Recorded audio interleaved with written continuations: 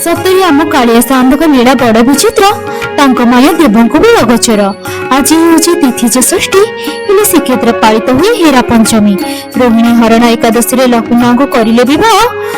चतुर्दशी तिथि सात गले स्नान मंडप को।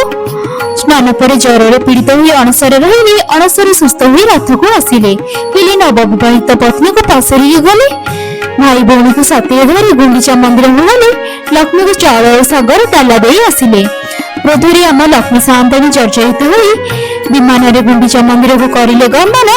साथी नहीं कि विमला माँ का मोहित चिन्ह। लक्ष्मी आसवा कथा संध्या दीपे थी मणिमा जाणिले। निजर अधर चुंबित माला को सेवक हाथ में पठाई देले। एथिरे सान्ताणी को क्रोध होइला कि शांत जेबे ही देखिले शांत को पड़ी अछि डेरा। क्रोधरे सान्ताणी नंदीघोषर काठ को भांगती। सेठारु हेरागोरी साही दे मंदिर को प्रत्यावर्तन करती। शब्दर अर्थ होउछि दर्शन करिबा। लक्ष्मी माँ कालिया साधु करती दर्शन। रथर पंचम दिन होइथिबारु एहार नाम हेरा पंचमी।